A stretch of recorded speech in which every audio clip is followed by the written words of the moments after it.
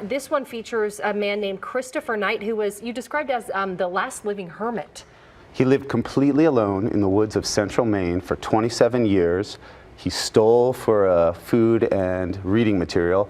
He was highly intellectual, and he has really interesting, non-cliched things to say about the rest of the world. And when you say 20 years on his own, did he kind of have a permanent spot in the woods, or did he meander the entire state of Maine, basically? He lived in one spot without seeing a single person, speaking even a word out loud for 25 years. Wow. Yeah. How was he discovered?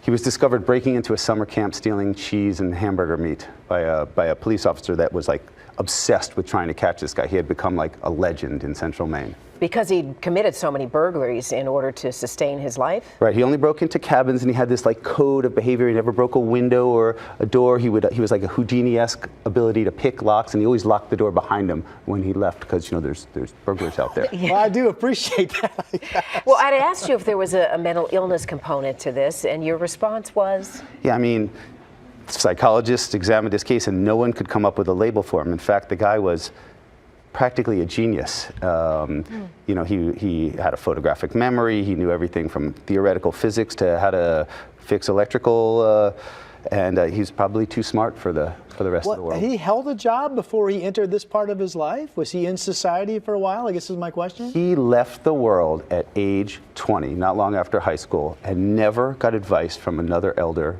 basically for the rest of his life. Why do you think he bolted life in general? I asked him that question, and people have been doing that throughout history, just a thin stream of people, and he said to me he felt this very strong internal tug to leave the world behind. So, Michael, why this story? I mean, how did you even come across this, and what fascinated you most with his story? I mean, there's the survival story, there's the story of solitude, there's the true crime aspect, people's reaction to him, and then there's also the question, you know, what happens to a guy who's been completely alone for 27 years? What happens when he's thrown back into society? Did you speak to any of his family?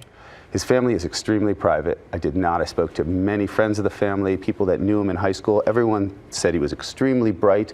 No one really thought, no one could predict anything like this, but you know, he came from a really private sort of educational, but like he learned to fix, you know, everything from cars to There were no plumbing. indications that he might choose this loner lifestyle eventually. In fact, I don't think there's been anyone in history, if you can believe it, that has gone that long without a single interaction. So he committed a lot of crimes during this time, a lot of robberies, burglaries. Where is he at now? Is he in jail or is he out? Right, so he admitted immediately to 1,000 break-ins, which is incredible, right? One of the largest crime sprees maybe in the United States, if not the world, seriously. And but he never stole anything of extreme value, but he took people's like piece of